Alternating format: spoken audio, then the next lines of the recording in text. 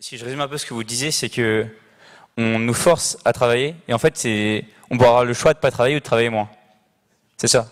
Ouais, sauf qu'en fait vous vous basez sur le fait que nos besoins primaires sont assurés, notamment manger, se loger, etc. Sauf qu'il y a des gens derrière qui travaillent pour assurer ces besoins primaires. Ah ouais. Donc par exemple, des agriculteurs qui se lèvent tous les matins ou des gens qui font tourner entre guillemets la chaîne, le fait que qu'on puisse se nourrir. En fait, ces gens-là, ils n'ont pas le choix d'arrêter de travailler. Donc en fait, votre position de liberté par rapport au travail, elle dépend du travail des autres. C'est là que c'est un peu contradictoire, je trouve. Bah, d'abord, vous m'avez un tout petit peu mal compris. J'ai jamais dit qu'il fallait arrêter de travailler. Je dis qu'il y a des gens qui aspirent à travailler moins. J'en prends acte et je m'en réjouis. Parce que je considère que par rapport à tout ce que peut un individu, je pense qu'il est tout à fait dommage qu'il passe l'essentiel de son temps à se consacrer à un emploi. Je trouve que c'est très réducteur par rapport à l'immensité de ses capacités. L'immensité des capacités d'un individu. Il faut savoir que l'être humain est quand même, c'est génial cette créature. Bon, ben je pense que la vie d'un être humain, la vie concrète qui est faite aux êtres humains, est un peu moins géniale que ce à quoi pourrait le disposer le génie propre d'un individu.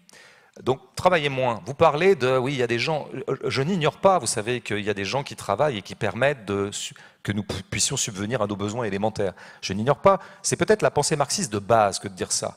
C'est de rappeler que, heureusement que les prolétaires produisent, heureusement qu'il y a des ouvriers, heureusement qu'il y a des agriculteurs pour nous nourrir, etc. C'est bien ça. Simplement, vous aurez remarqué qu'en général, ceux qui produisent tous ces biens qui sont absolument nécessaires à notre survie, les biens élémentaires, les biens, voilà, la nécessité de base, se nourrir, se loger, survivre, quoi, se vêtir éventuellement, est assuré par les gens qui sont les moins bien payés dans la société. C'est l'équation marxiste de base.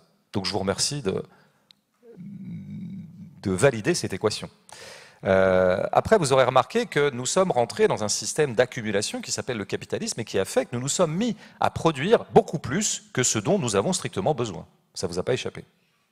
Par exemple, nous n'avons pas strictement besoin du téléphone portable. Preuve en est, nous avons absolument survécu sur la planète 3 millions d'années, et sans doute beaucoup plus, sans téléphone portable. Ça n'est pas un besoin vital. Et pourtant, maintenant, ça l'est devenu. Qui a institué ce besoin? C'est un besoin qui n'est pas fondamental et qui est devenu un besoin par le fait de stratégie marketing et de stratégie agressive de ceux qui avaient intérêt à vendre ces objets-là.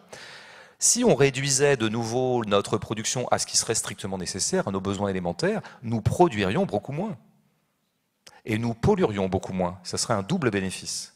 Donc non seulement en gros, on pourrait dire que nous aurions réussi à sauver le vivant, et la biodiversité et tout ça, mais en plus, nous aurions accédé à une société où les gens ne travaillent pas 40 heures par semaine, mais 8. Voilà le but. Alors maintenant, il faudrait voir qu'est-ce qui a fait, quelles sont les forces qui se sont mises en œuvre, qui ont fait que nous nous sommes mis à produire beaucoup plus que nos stricts besoins. Je pense que nous reviendrions à ce moment-là à un point qui s'appelle un certain nombre de puissances, d'agents historiques, d'agents économiques, qui ont décidé d'accumuler, qui ont trouvé de l'intérêt à accumuler pour toujours dégager davantage de profits. Et c'est précisément ça qu'on appelle le capitalisme. Donc, si je peux juste répondre. En fait, si on produit moins, ça veut dire qu'il y a aussi moins de revenus. Et en fait, il y a déjà des problèmes de distribution de revenus pour les gens les plus pauvres dans le monde. C'est vrai, vous l'avez reconnu vous-même. Il y a des problèmes de redistribution. En fait, du coup, si on produit moins, comment on fait? Ça veut dire qu'il y a trop de gens sur la Terre. Donc, il faut en supprimer. Donc, comment on choisit? Non, on se calme, on se calme. On se calme. Non, mais en fait, si on produit moins, de ce qu'on a actuellement, il y a déjà des déficits de production en tout ce qui est nourriture, etc. Donc comment on fait pour nourrir tout le monde? Mais non, mais je pense que vous avez du mal à accéder à des choses. Il faut essayer de penser hors des cadres, vous savez, out of the box, comme on dit beaucoup dans le management, pour s'empresser de faire exactement le contraire, c'est-à-dire de jamais sortir de la boîte. Alors hors de la boîte, vous savez, on produit moins, les gens pourraient manger moins, les gens pourraient consommer moins. Ça serait tout à fait possible. Après, vous dites que ça fera baisser les revenus. Mais enfin, là, vous rentrez dans des logiques économiques totalement absurdes et totalement aberrantes.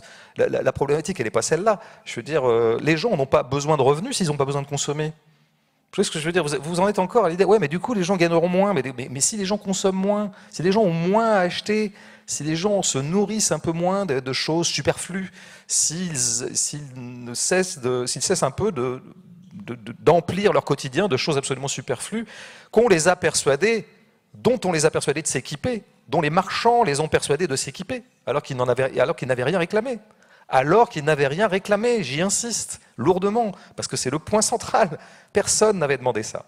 Et donc, produisons moins, consommons moins, et il en résultera les bénéfices que j'ai dit.